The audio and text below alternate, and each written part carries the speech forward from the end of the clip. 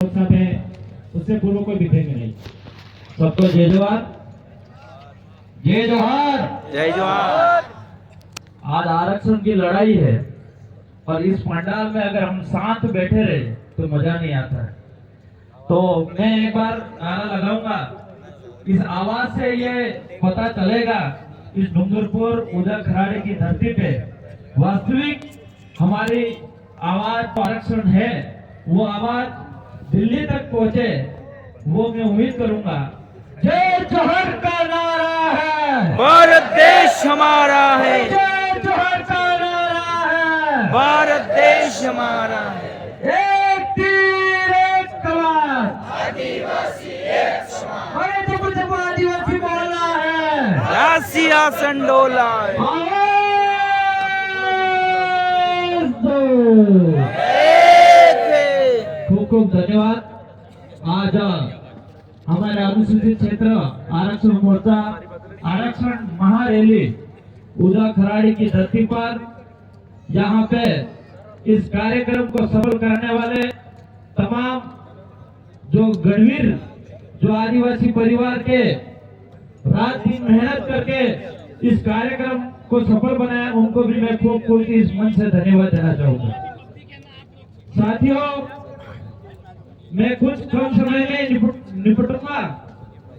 आज तो हमारे आरक्षण की बात है, ये आरक्षण की जो लड़ाई है, वो आरक्षण की लड़ाई सिर्फ हमारी अकेले की नहीं है, पूरे आदिवासी समाज की है।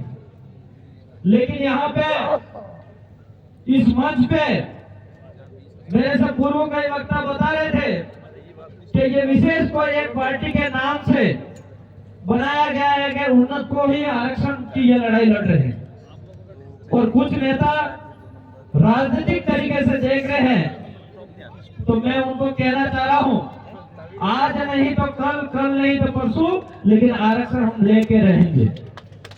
और ये लड़ाई 2016 से, इससे पहले से हमारे पुरखे भी लड़ते आए हैं, और इसके बाद यहाँ पे जो अभी हम जिंदा है वो भी लड़ाई लड़ रहे हैं। और एक उदाहरण बताना चाहूंगा मैं, 2016 के अंदर जब सबसे पहले दिल प्रदेश विद्यार्थी मोर्चा जो बना, हमारे बीच में राजकुमार जी और कांति भाई आदिवासी भी हैं, और सबसे पहले प्रेसिडेंट में खड़ा हुआ था।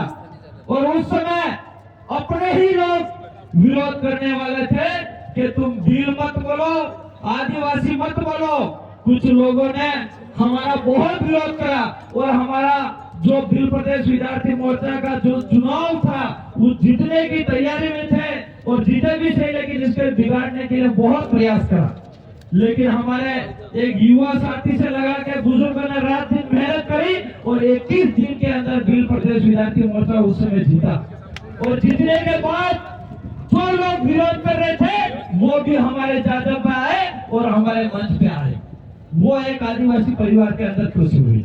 आज से 10 साल 20 साल पहले तो आदिवासी कहने के लिए तैयार नहीं था, वो आप गर्व से कहता है हम आदिवासी हैं। वो एक आदिवासी परिवार की बदौलत ताकत आई है। आज कुछ लोग आरक्षण का विरोध कर रहे हैं, लेकिन मैं कहना चाह रहा हूँ वो लोग भी हमारे साथ आएंगे। आज हमारे आरक्षण की लड़ाई क्या है? हमारे इस एरिया के अंदर, ट्राइबल एरिया के अंदर जो हमारी जमीन डूब में गई है और डैम बने हुए हैं, वो डैम का पानी हमारे क्षेत्र में नहीं मिल रही है, उस आरक्षण की लड़ाई है हमारी। हमारे एरिया के अंदर जो खनिज विभाग के अंदर जो माइंस है, उस माइंस का पैसा हम लोगों को नहीं मिल पा रहा, और बाहर के लोग कमाई करके जा रहे हैं, उसके आरक्षण की लड़ाई है। साथियों, हमारे ट्राइबल एरिया के अंदर जो जमीन है, जो हमारे पुरखों ने कब्जा करके रखा है और हम लोगों ने कब्जा कर रखा, अभी तक इस जमीन को हमको खातेदारी नहीं मिली है, और इसकी हमारी आरक्षण की लड़ाई है। आज तक यहाँ इस ट्राइबल एरिया के अंदर कई सारी इंश्योरेंस संस्था आई है, और यहाँ पे हमारे युवाओं को, बेरोजगारों को नौकरी नहीं दी जाती है, उस नौकरी दिलाने की आरक्षण की लड़ाई है। ये लड़ाई हम लोग लड़ रहे हैं, लेकिन यहाँ पे कोई, मैं किसी पार्टी का नाम नहीं लेना चाहूंगा, लेकिन नेशनल 2 पार्टियां इस बात का समर्थन नहीं कर रही है। साथियों, हमारे इस एरिया के अंदर अच्छी शिक्षा मिलनी चाहिए, वो शिक्षा हमारे इस ट्राइबल एरिया के नहीं मिल रही है, उसकी लड़ाई है हमारी। आज यहाँ पे कोई नेशनल पार्टी ये नहीं चाहती है कि इस ट्राइबल एरिया के अंदर अच्छी शिक्षा मिलेगी तो आदिवासी समझदार हो जाएगा, बोलना सीख जाएगा, तो हम वोट कैसे लेंगे। वो नेता कभी नहीं चाहेगा कि इस एरिया के अंदर अच्छी शिक्षा होगी। ये सिर्फ हम लोग ही है जो समाज की जादम पे बैठने वाले, और जितने युवा साथी है वो ही एक समाज को सुधार की बात करते हैं और शिक्षा की बात करते हैं। साथियों, आज मैं यहाँ इस पंडाल भरा हुआ पंडाल है, हम लोग नेशनल कांग्रेस हो चाहे बीजेपी हो, गाली दे देते हैं, इस मंच से विरोध करते हैं, लेकिन मैं आपसे कहना चाह रहा हूँ कि हम लोगों ने कभी हमारे समाज को सुधारने के लिए क्या हमने धरातल पे हमारे गांव और खुले और ग्राम पंचायत में एक अभियान चलाया कि हमारे इस ट्राइबल एरिया के अंदर ये चीजें नहीं होनी चाहिए।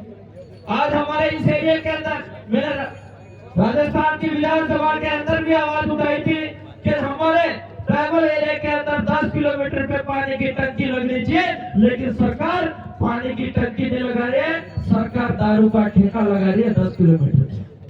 इसका हमने विरोध करा था, और अभी कुछ समय पहले आपने देखा भी होगा, मैंने तो वेल्डिंग भी लगा दिया था, ताला भी लगाया था।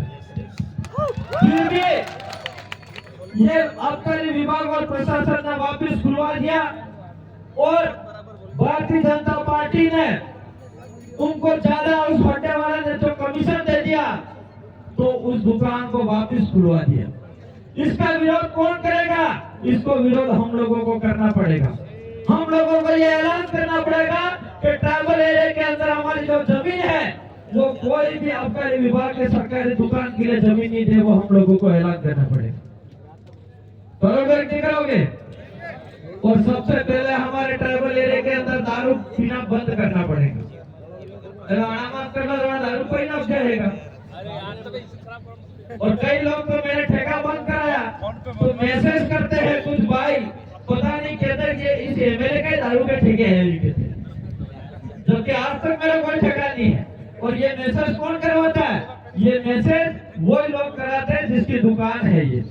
तो साथियों, या तो फिर ये सरकारी एरिया के अंदर दुकानें बंद नहीं करे तो हम लोगों को ऐलान करना पड़ेगा प्रत्येक ग्राम पंचायत और गांव पालों के अंदर कि हम इंग्लिश दारू और बियर दारू नहीं खरीदेंगे, ये ऐलान करना पड़ेगा।